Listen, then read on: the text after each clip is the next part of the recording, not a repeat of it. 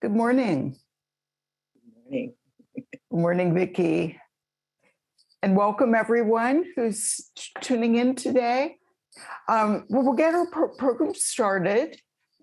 I'm Nancy Edwards. I'm curator of European art here at the Kimbell, and I'm delighted to be moderating our Artist Eye program this morning. Before I introduce Vicki, I'd like to first share a little bit of background about the Artist Eye program and about the Kimbell for some of you who may not be as familiar with us.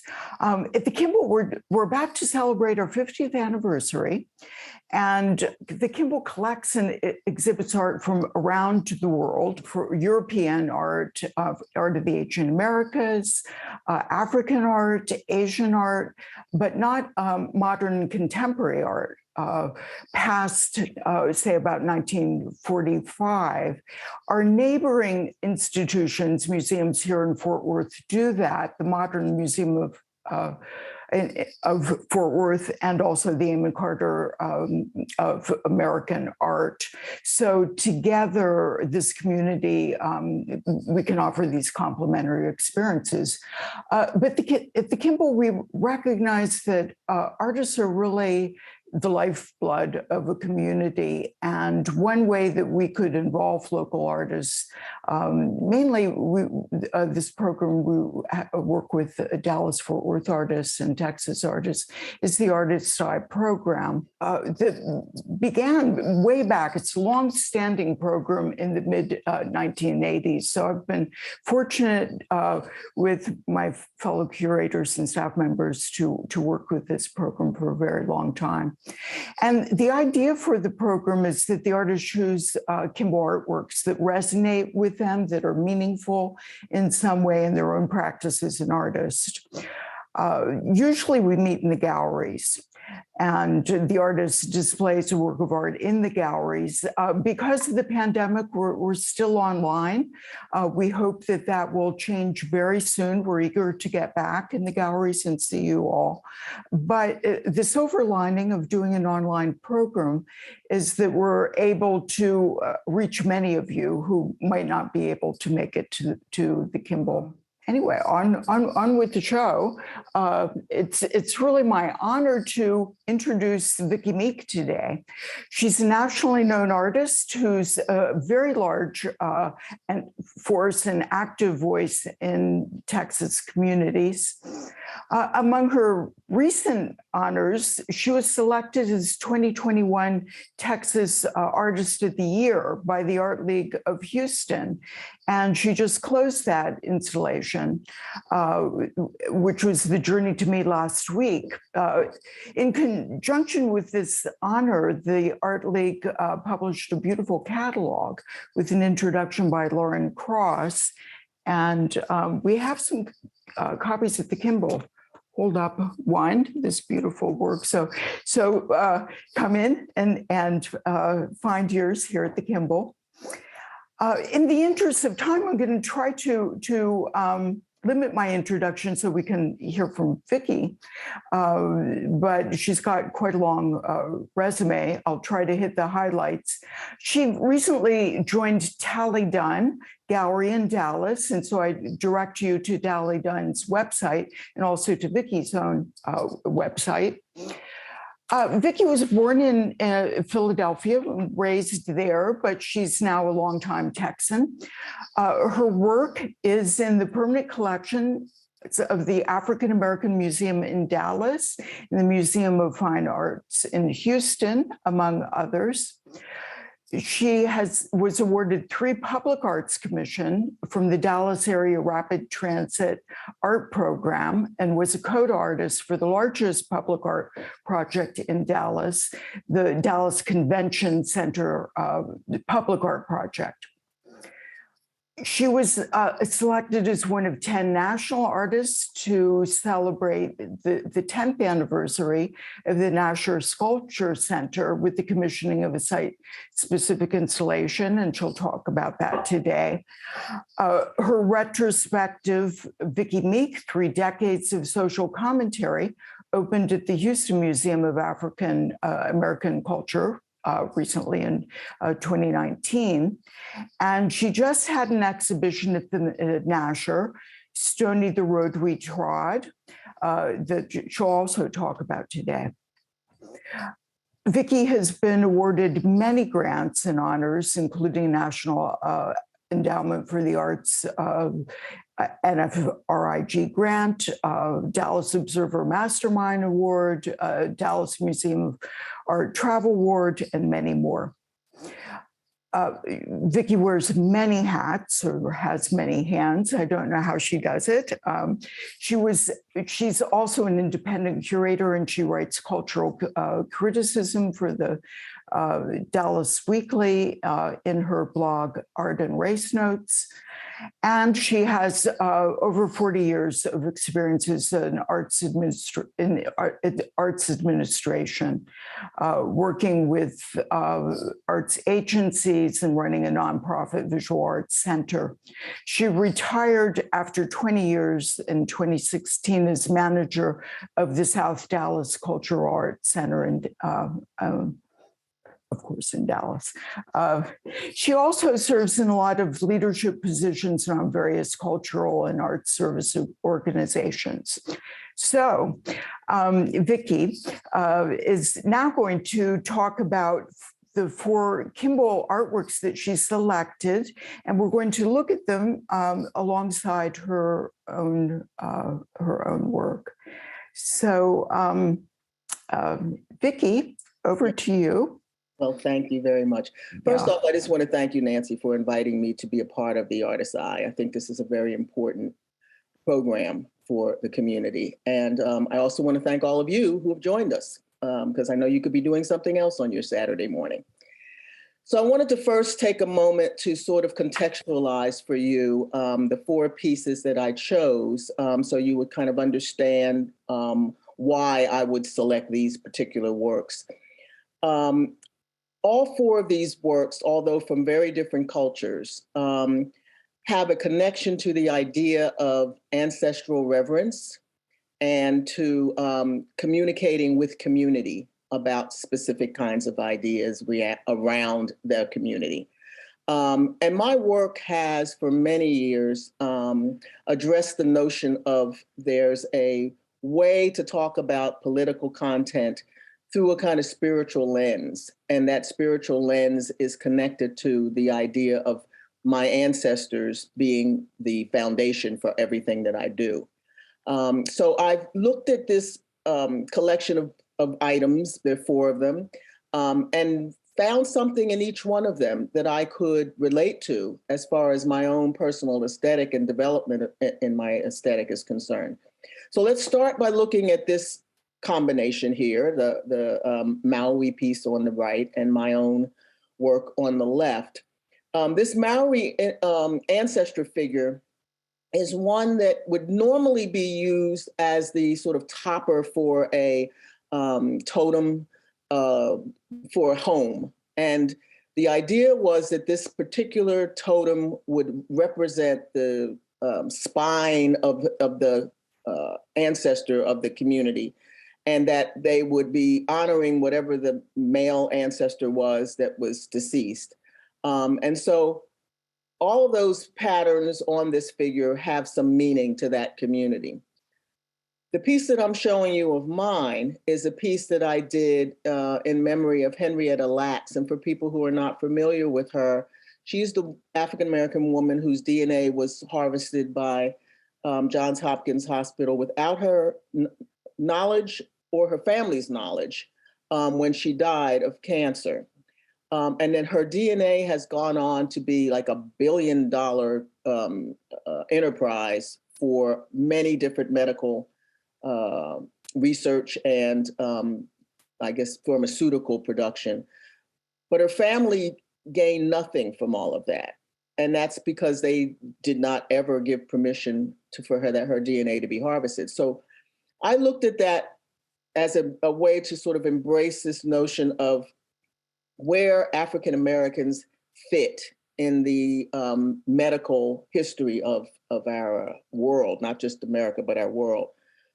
And I use this piece to kind of illustrate that, with her being drawn as a kind of ghost figure, a spirit figure, with the Hippocratic Oath being written on the back of this piece, because, you know, doctors are supposed to take this oath and, you know, stick to it. One of the main lines in it saying, "Do no harm." And then using images from her DNA in those two family little portraits on the shelf there. And then on the sides, which you can't see because of the shot that I've taken here, but on the sides, I have the list starting in the 1700s of doctors who experimented on African Americans who were enslaved, and, you know, did things, horrendous things to African Americans as specimens, so to speak, and absolutely went against the notion of do no harm. So for me, this Maori figures as an ancestor figure relates to what I'm trying to do with Henrietta Lacks, which is create a kind of a shrine to her as an ancestor, and, you know, make us aware of the fact that this is a woman who, did she really die? If her DNA is still being utilized, I mean, is she still with us? Because one of the tenets of African spirituality is the ancestors never really leave us. They are always here with us. And so in a way, the fact that her DNA is still circulating around means that she never really is going to be at peace, because she will always have that out there in the world. So that was kind of what I was doing with this particular piece. So this piece is probably even more directly tied to the work that I do. This Chokwe Oba piece with the Chabinda Lunga piece on the right is a figure that would have been made to also revere ancestors, and then to, hold on one second, and then to honor a particular king or what have you. And for me, if you look at the piece that I did on the left, it's an installation that it's a spirit room that's part of a much larger installation called Paradise/Hell. But the mask that's got the white on the face, that's a Chokwe mask. And so I immediately was, you know, driven to this Chokwe piece because I've used Chokwe imagery in my work for a number of pieces that I've done. And in this case, the figure that I'm using, the mask that I'm using, is not one that would have been associated with the king necessarily, but it's one that would have been associated with death. And it's because I'm looking at the idea of this spirit room being one where one would get energy from the ancestors. So there's 3 masks actually on the wall. The 2 Chokwe are sort of bordering one in the middle that's a hybrid mask, that's a combination of several tribes. It's not one that would be considered a traditional African mask. But then I also have my Mende helmet mask in there, which is on that sculptural form there. And once again, you know, it's the idea for me, when people talked about in the 1960s, we were trying to define the Black aesthetic. For me, what it had to do with was the idea that I was trying to tap into the intentionality of African art, because there is no word for art in Africa. That's not how they perceived art. They didn't perceive it as something to make for just the sake of putting it on the wall. Art was a part of traditional ritual, and it was a part of the society that everybody understood. So when a particular mask came out for a ceremony, everyone understood what that mask was there for. And so what I was trying to do with my work was to create an aesthetic that began to have a language based on objects that the African American community could read. And these objects were related specifically to African tribes that I felt were saying things that I wanted to say. Like, for instance, the Mende, it's a matrilineal society. It's the helmet mask is one that is idolizing women. The word woman in Mende means beautiful. So I often would use my helmet mask. And I should say that these are masks that I own. So it's not like I sort of got a fake one. These are African masks that I have in my collection.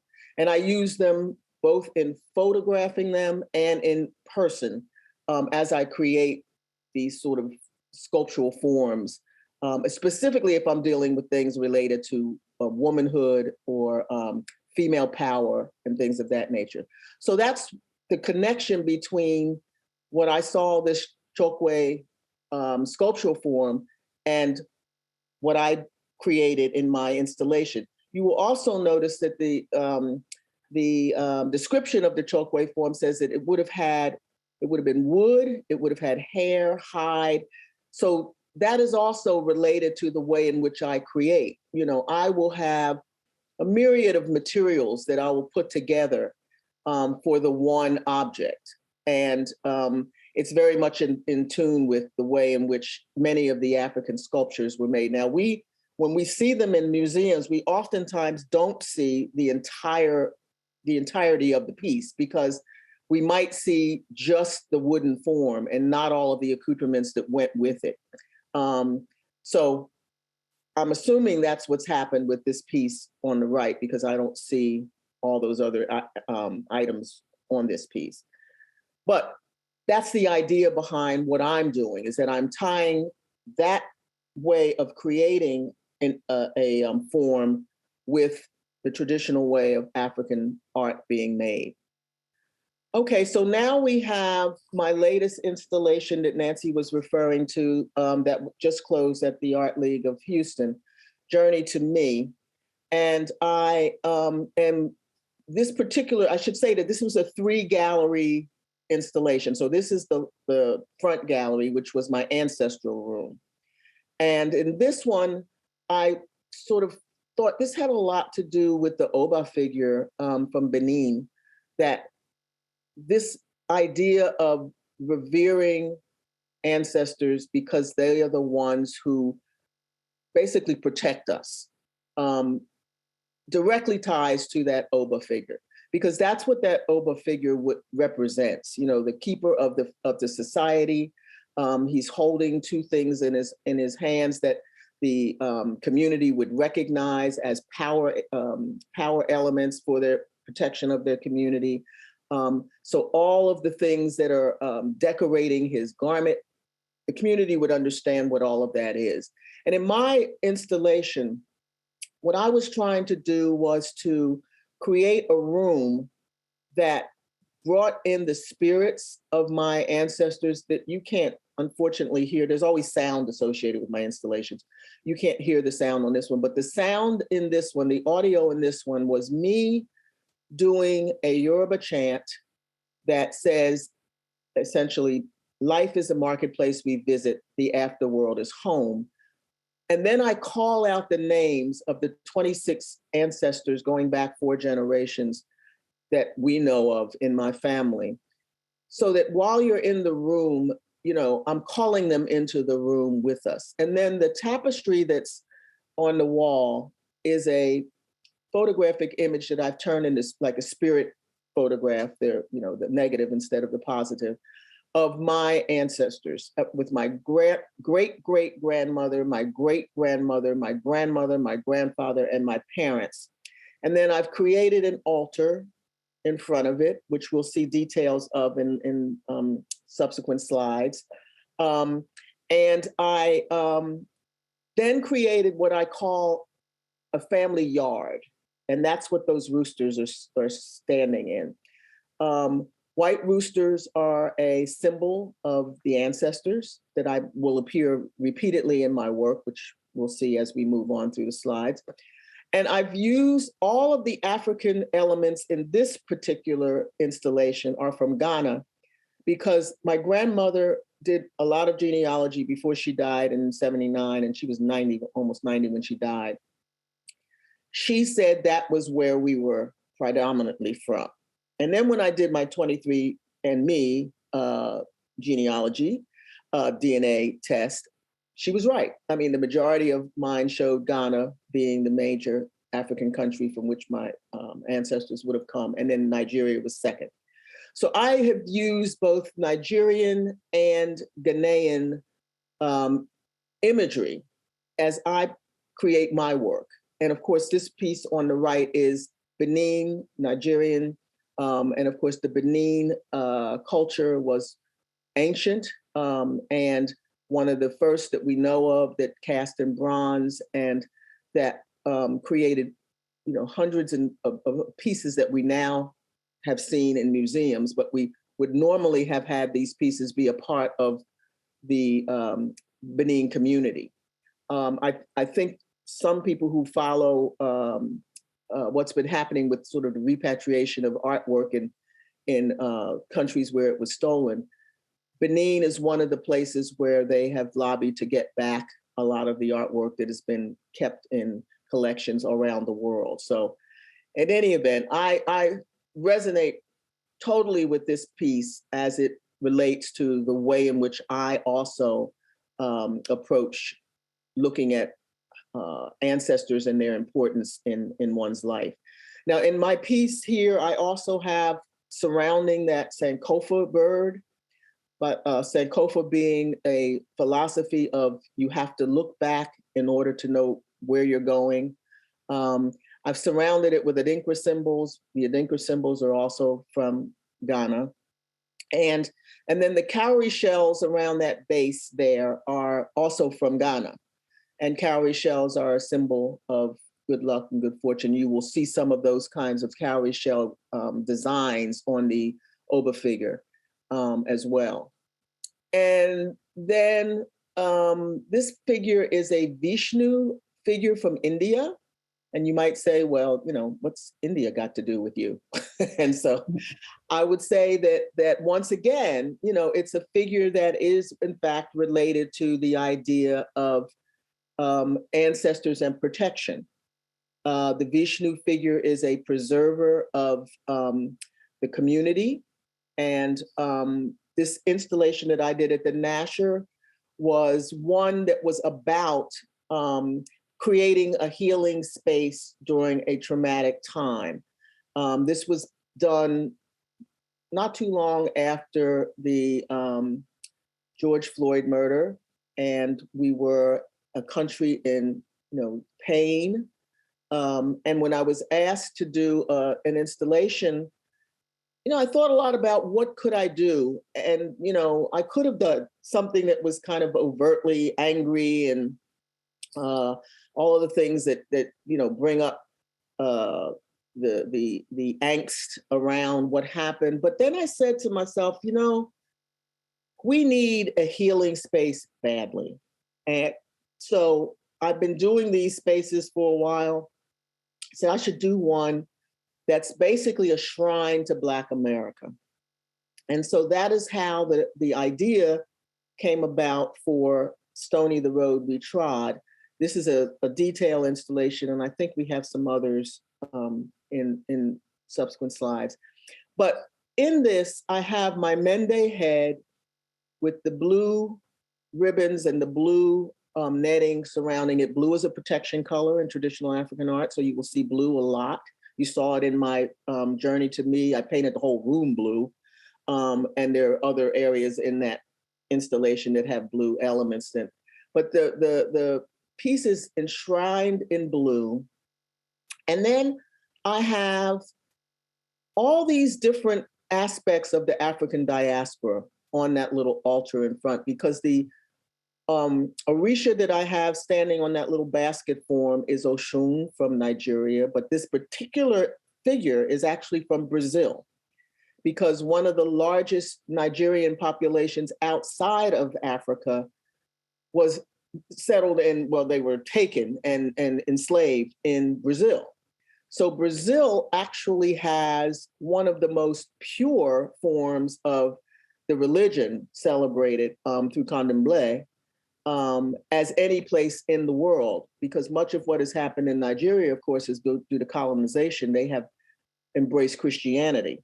And then across from that, I have a South Carolina Sea Island basket. And, the Sea Islands is one of the few places that had a very entrenched African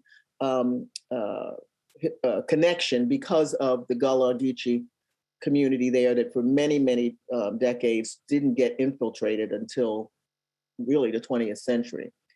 And so that sea basket represents that part of our African tradition. And then inside of it is a seashell. The shell has often been used in funerary practices to indicate, we came by sea, we will leave and go back home by sea.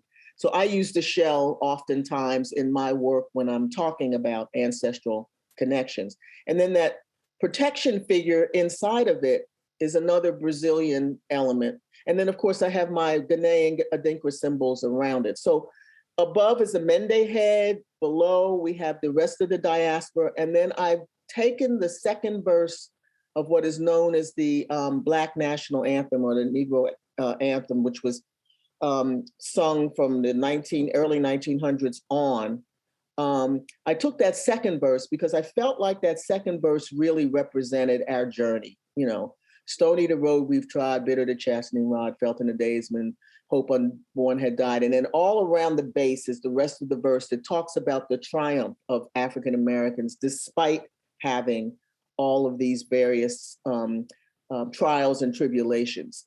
And then on the walls behind are my feet, one set of feet on the rocks with nothing on them, and then the second set of feet in a pair of blue boots to sort of indicate the notion of us, succeeding against all odds. And I always say to people that it's not just that we survived, we thrived, which for many people that would not have happened. And then, of course, in this one too, I have the roosters. But unlike in my ancestor yard at Journey to Me, that was in Houston, this group of roosters, there were 12 of them, had the names of all of the African tribes that were brought to this part of the world on their tails, with African American being the 12th one, because I felt like we are a hybrid. We are a different African tribe. So Vishnu protecting the Indian community, me protecting the African American community, and people were allowed to write on gold slips of paper an affirmation for the African American community that they would put in the baskets in this installation. So I felt like there was a direct connection to this particular installation to this Vishnu figure that is protecting its society. So Nancy talked about my Nasher project that was the 10th anniversary celebration project. And what I did with that commission, because they allowed me to do whatever I wanted to, I decided that I wanted to commemorate a place that no longer existed in Dallas, but that had a major impact on the community, and that was Bishop College. And Bishop College was where Paul Quinn College currently is. So there's an HBCU that is there now, but the original HBCU that was there literally was wiped from the map. And so I felt like that couldn't happen, not on my watch, because Bishop College did way too much to really foment the Black arts in Dallas. So I created a set of markers, there are 15 of these, that line the main drag into the campus. And I went back and did a lot of research, and actually I hired a couple of researchers to do some for me too, to find all of those things that happened on that campus that had an impact on the Black arts in Dallas. And I was amazed because I moved to Dallas in 1980. Bishop was already on the decline and on its way out. So there was not a lot of activity at that time. But when I looked at the history of this particular institution, I was astonished at the kind of activity that was going on and how much of an impact it had on the Dallas community. And as is true of most instances where you have an institution that is very impactful, there's an individual who is critical to that. And in this case, it was Dr. Curry, who was the president of Bishop, who by the time I got to Dallas was being demonized and criticized and all kinds of things said about him. And he ultimately was vindicated. But you know how that is. Bad press always gets more ink than good press.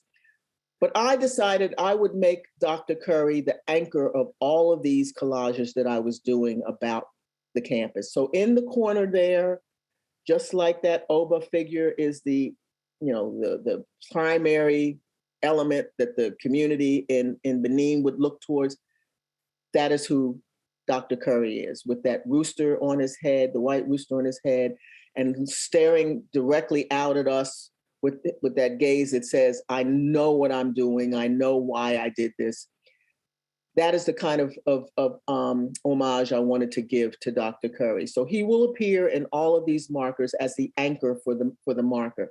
In this particular one, I have a sort of an homage to the literary community. And the woman on that campus that made that all happen was Dr. Thelma Thompson.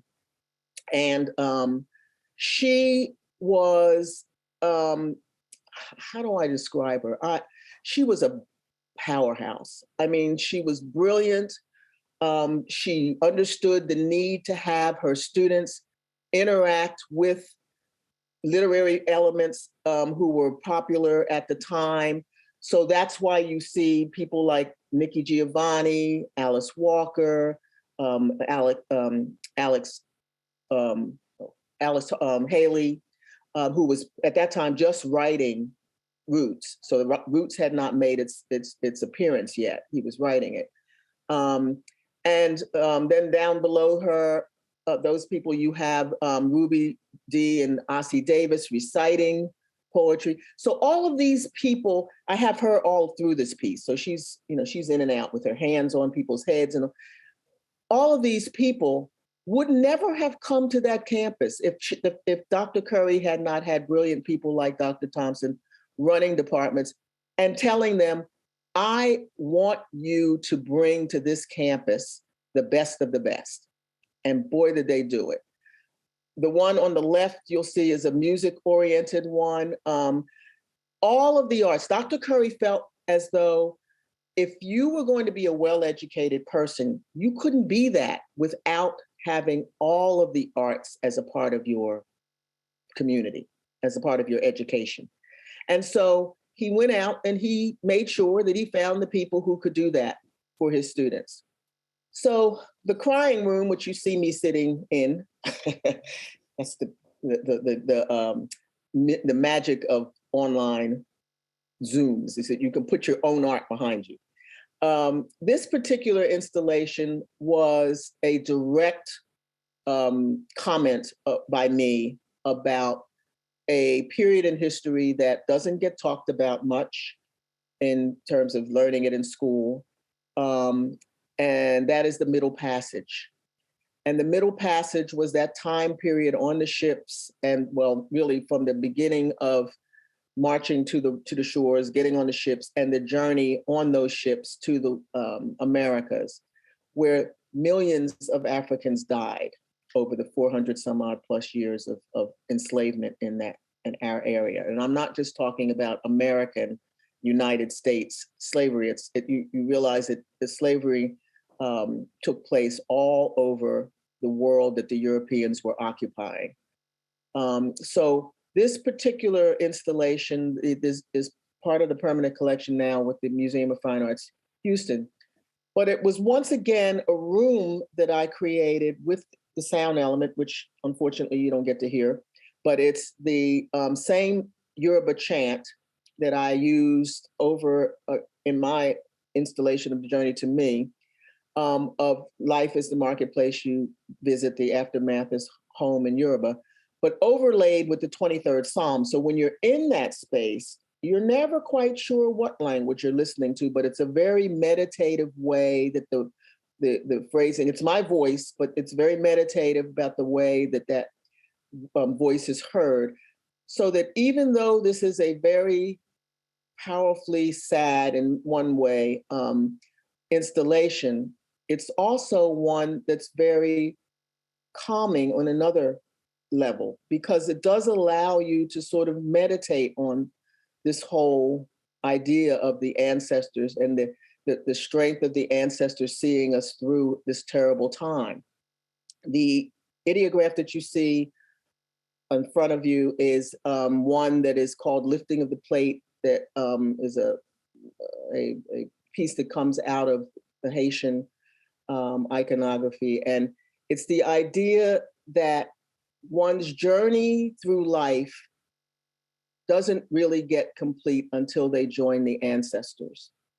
And that all through that journey, there are all these various things that happen, but then you eventually join the ancestors. So if I can show the next slide of this piece.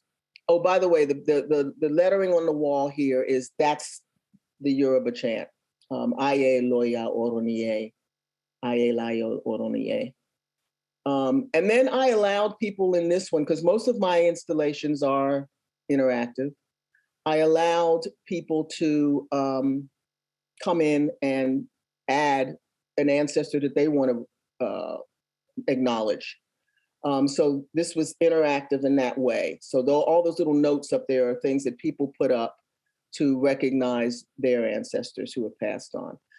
And then there's sand on the floor, and there's charcoal leading up to the altar, because the charcoal for me was a sign of an element that we always think of as being a filter and a cleansing element. So I use that as a sort of way of talking about a sort of cleansing walk to the altar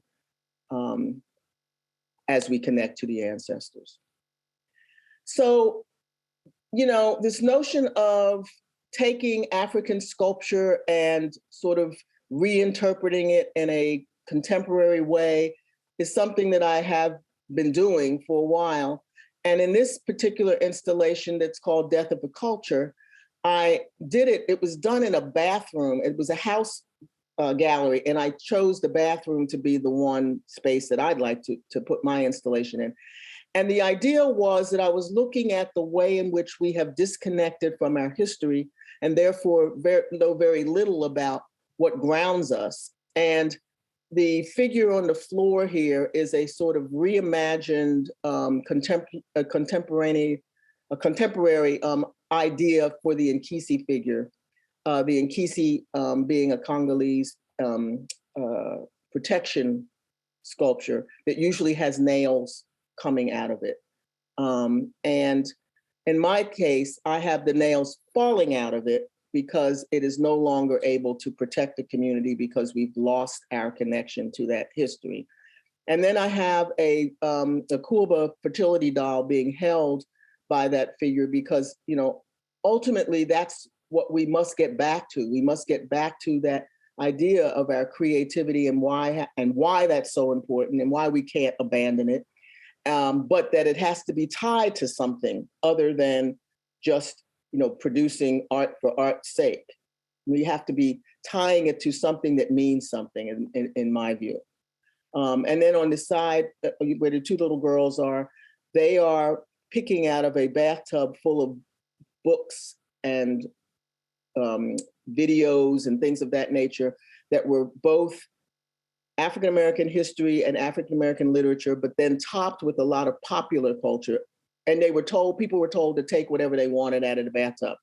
And my curiosity was to see how many of them would take the actual literature as opposed to the videos, the DVDs and all of those things, the Oprah magazines and all of that. And I was actually quite pleased that the number of the young people were very interested in taking the literature. So I had a surprise in that one.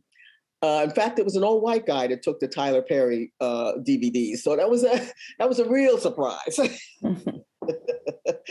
But in any event, the two Mende heads, of course, are looking down on people to see, what they were doing. And you don't know what those little black specks are, but they're actually fake flies that are all over the window.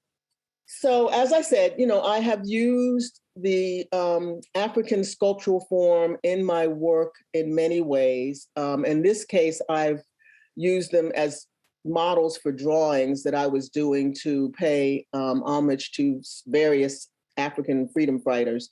On the left, a piece that I did with a figure that would be associated with Oshun, the Orisha, connected to passion and both strong love and also strong passion around justice, for Ida B. Wells.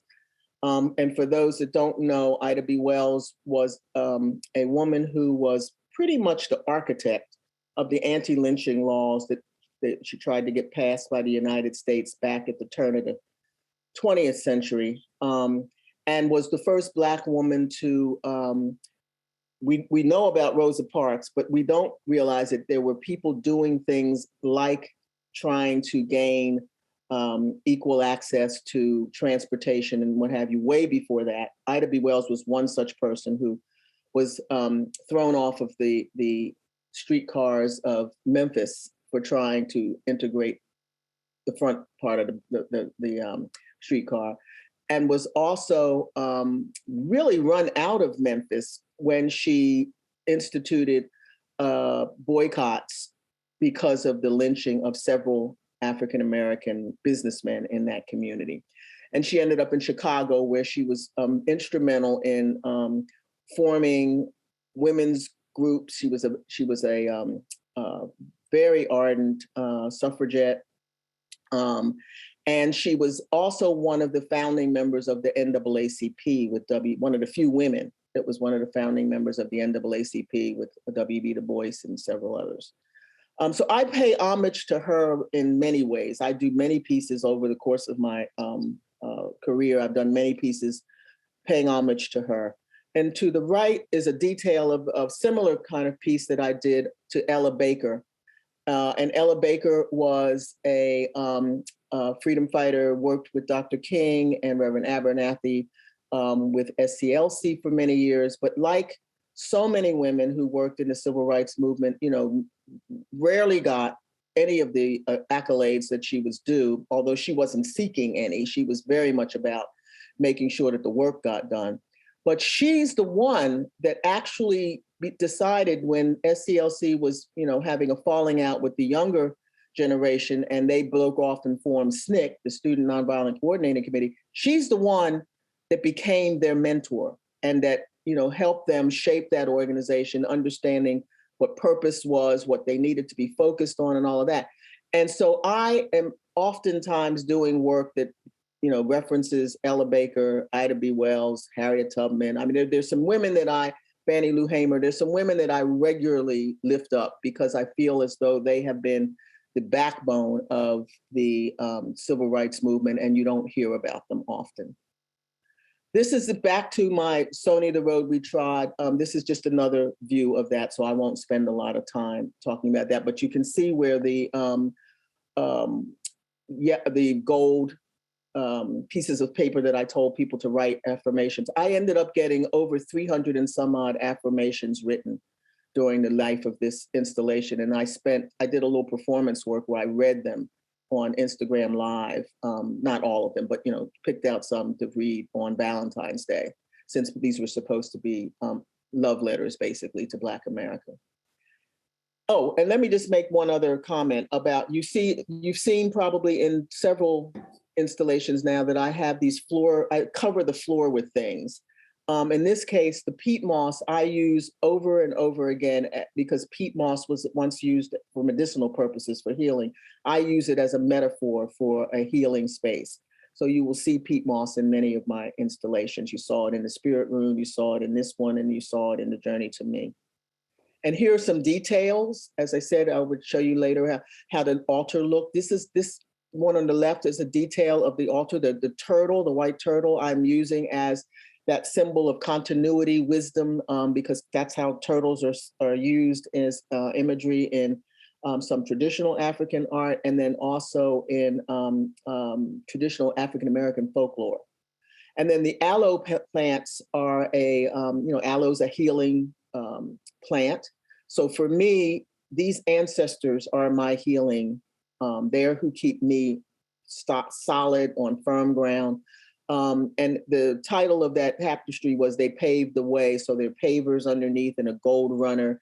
And then blue, like I said, is a protection color. So there are blue all through this thing, the blue plates that these turtles sit on, the blue containers that the aloe are in. And so all throughout this installation, you'll see these blue elements. To the right is an example of how I use the Akuba doll in this particular installation. This is the front gallery, and I did a series of works that reinterpreted Elizabeth Catlett, who was my mentor, 20 of her iconic political pieces. I reinterpreted them and did them on organza, vinyl prints on organza. But I use these Akuba dolls to represent her, as the biggest head was her, and then there's a smaller head one that is me, set with gold eyes, what I call Oshun eyes, because I feel like there was a connection between the two of us and that particular deity.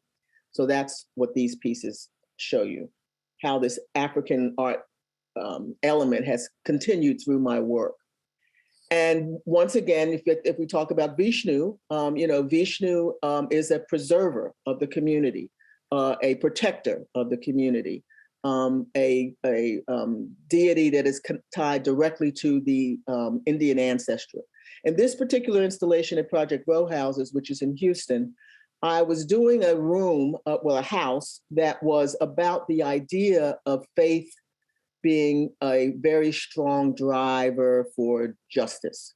And, Mahatma Gandhi, obviously, you know a lot about his nonviolent stance, but he was somebody who really quite well understood the connection between the way in which human beings disconnect and what that causes in the world. And what many times is at the heart of the disconnect is belief systems. And why most of us, if we think about religious systems around the world, if we connect to that one thread that connects them all, which is love, then maybe we can get past some of the other stuff that keeps us separated. So that was a statement that I put up about from Gandhi about that. And that's a little meditative space that you could be in the room. And then I had an Nkisi figure that was my interpretation of it, because the Nkisi figure is just like Vishnu. It's a protection figure for the community. And that was in this space hanging up. So when you come in, you have all these different statements by freedom fighters around the world about the way in which we need to unite and what have you. But ultimately, we need to still have those ancestral protections to sort of see over us, to look over us, to keep over us. So that's what this to me, this Vishnu figure relates to that. And this is another one of the spirit room that I already showed you, but I'll just once again just reiterate that, the Chokwe figure shows up in this piece, both on the wall, and I should say these are paper images. They look three-dimensional, but they're paper images, but on the right are the actual masks. So in that room, you had the personification of the mask in paper, and then you had the actual mask encircled in those flower garlands. And so that related specifically to the Chokwe sculpture that I picked from the Kimbell collection. And once again, the Oba figure, this was a piece that I was doing, a very political piece around the drug infiltration into Black communities, and using a mask that would be a warrior mask, because it was a war that was waged on the African-American community. And we then later found out, of course, the government was directly involved in the infiltration of those drugs.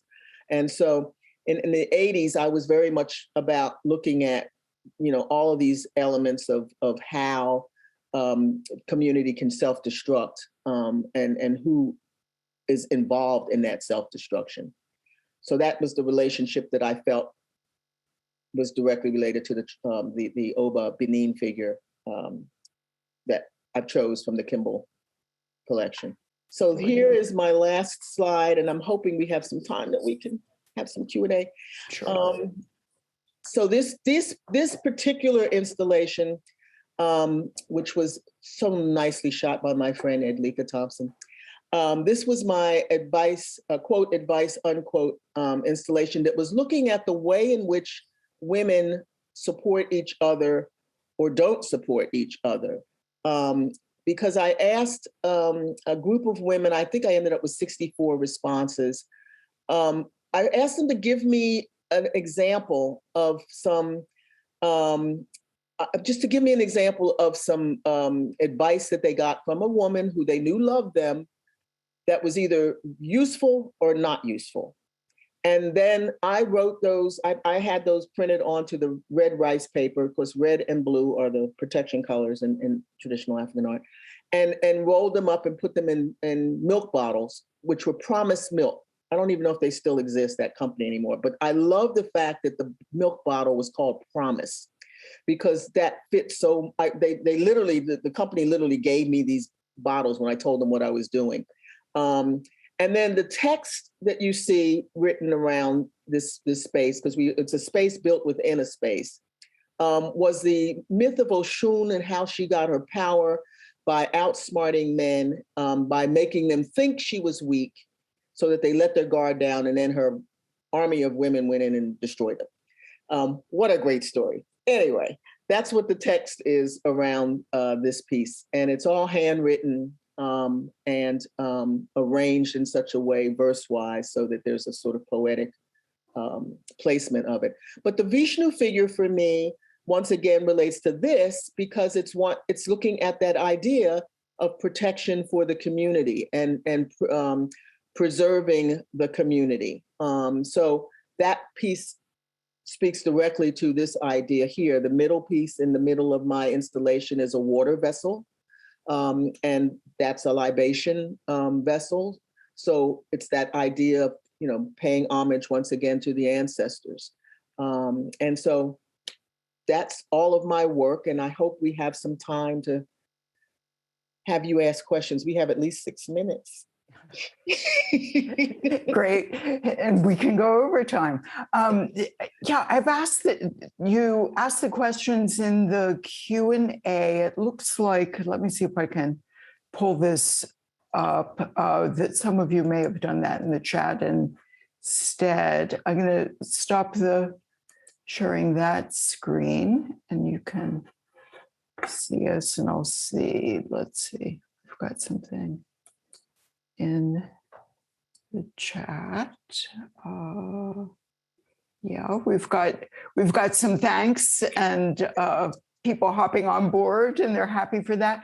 Vicki, I have a question, and I hope we'll have more coming in. You're moving into and this was, thanks, this was a fabulous overview of your work, and the connections are there like none others, really, because you've been looking at African art for a long time and really investigating it very deeply. And before I pose my question, I wanted to bring up particularly the way you're using language and what you have behind the Yoruba for the journey and alluding to crossroads and so on. The Kimbell is very lucky to be our next exhibition, which was organized by the Art Institute of Chicago, is called The Language of Beauty in African Art. And it's a very large exhibition, over 200 works from diverse cultures, most sub-Saharan, but Africa is a very large continent, but a lot of West African, the cultures that you've been speaking about, but looking particularly at the language that was used and words that were used by artists in the community to talk about the work. And these are words that don't necessarily translate, by one other word. And to look at aesthetics, that's something that you're doing in your work. So I think we're all, I'm going to have Vicky Meek in my mind when I go through this exhibition, and I hope many of you can come and enjoy it. It opens on April 3rd. 23rd. Yours is the 3rd. It opens April 3rd. 3rd. Yeah. Okay, good. April 3rd, and we'll be here for a pretty good run. Oh, good. Um, My exhibition at Tally opens on the 23rd of April. oh, well, It's going to be a good month. that's a good month. That's a good month. People have to come to both Dallas and Fort Worth for Got a couple that. Yeah, and I was going to ask about that you're moving more into video, and if you wanted to talk about that just a little bit, why you're making that move and how you're doing it. Well, I actually started already beginning to do some work with video. I have been intrigued by video for a long time, but I am starting to reinterpret some of my ideas that I did as installations as video. And then I'm also using video sometimes in the installations that are not all about video. And it's because, let's face it, moving images are a part of our life. You know, everybody now, I mean, maybe once upon a time, only a few people may have been associated with video, but now everybody's looking at moving images. And I'm very intrigued by them. I'm intrigued by the way in which they capture people's imagination and attention. So the show that I'm doing in April, as a matter of fact, has a little short video that I'm doing as a part of the exhibition. They're going to be regular artwork stuff, you know, but there's going to be a video room because I feel as though, like I did when I started doing installation, and you know, I'm trained as a sculptor, but I couldn't say it all with sculpture, so I, you know, turned to installation. Video is now allowing me to do some things that I couldn't do with an installation, you know, just an installation. So I am exploring that medium now in earnest. Oh, that's exciting. Can't wait. Have you had an opportunity to travel to West Africa or display your work there? Well, not to display my work there, but yes, to travel there. Absolutely. I've spent some time in Senegal, and I hope to be able to go to Ghana soon. That's the place that I really would like to explore more fully. I love Senegal, love it to death, but I feel as though I want to go where my grandmother said our roots are. So. And she herself traveled there. Did you tell me that, which is really something you're so lucky to. She did that in the 70s before, you know, a very chic thing to do. Her dream was always to go to Africa, and she did. Oh, that's wonderful. And could you elaborate your comments about the drug infiltration of the African-American community? Well, that would probably take us forever, but I will just say that there's now been documentation through the CIA when several people, you know, asked for those FBI files and CIA files to be released in the Open Records Act, and they discovered that in fact there were definite signs that there were agents sent to use drugs as a means of neutralizing the Black Power movement. So, you know, that's what I was referring to. Mm-hmm. Mm-hmm. Good. Let's see. Wonderful work. Thank you always for your visitor interaction media. Yeah, you can find there are a lot of good videos and interviews of Vicki online that you can turn into. Do you currently have any exhibits, installations going on in Dallas? Very evocative presentation. So again, is Tally's your next? I don't have anything up currently. I'm working on the work for the April exhibition. I basically built my exhibition career in Houston. And that's because I ran the South Dallas Cultural Center for so many years. I did not compete with local artists. So my career as an artist was built in other Texas cities. I will, as a result of having, retired from the South Dallas Cultural Center, I feel now that I can be an artist in Dallas and, you know, not be taking away from the job that I should have been doing for them. Mm-hmm. And so I joined Tally Dunn Gallery in 2021, and this will be my first one-woman exhibition opening April 23rd. And I'm very excited about it. We all are. Congratulations. Yeah. That's wonderful. And yes, lots of thanks and hellos to Vicki. I don't think I see any more questions here. Here's one more. I'm very curious about your use of traditional African pieces in your work. How did that come about? Well, and you addressed this, I think, quite a bit with your presentation. But do you have anything else to add about? Was it because you collected? I should probably add that I was exposed to African art very early. I was a child when I was exposed to African art because my parents, Philadelphia had a very good museum with African art in it, as well as the University of Pennsylvania collection. So I was exposed to African art very early on, and I was very intrigued by it. I was also exposed to traditional African cultures like dance, etc., because my parents made sure we did that. And then my parents also had some pieces in the house that I was exposed to. So I was someone who did not have to wait to learn about African art when I went away to college or whatever. It's been a part of my life, my entire life. Well, you had a rare and really wonderful upbringing. I didn't know how rare until I went away to school and figured out so many people didn't know half the stuff I was talking about. Yeah. Well, for some of you know, Vicki's parents were activists in that community and really well-respected people. And you had a lot of artists in your home as well. Exactly. And early on had access to wonderful artists. Of course, you've talked about your mentor and some of that in this presentation. Have you had any collaborations with contemporary African artists? No, actually, I haven't. Then again, I haven't had any real collaborations with any artist. My work is not collaborative by nature. I'm currently collaborating with a choreographer dancer on her project, but by and large, the collaborations that I have had have been with artists in other disciplines, not in visual art. And also music and jazz and so on is very important to your work.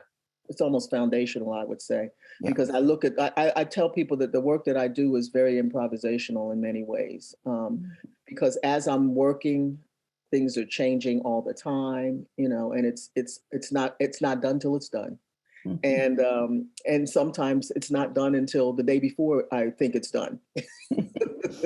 Well, I'm glad you have a lot of energy, and we're really looking forward to seeing the next thing, to see your show at Tally Dunn, and can't thank you enough. Everybody's invited.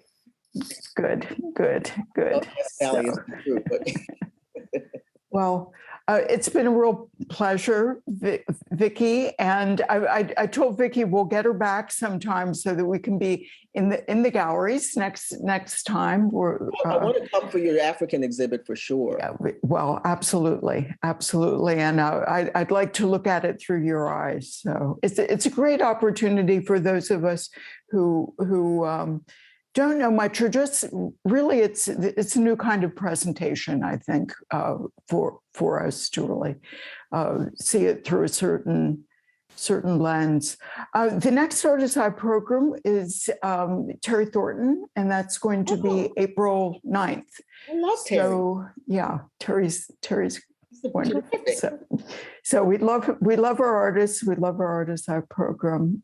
So come back and thank you everyone today for joining us, and have a good rest of day. Yeah.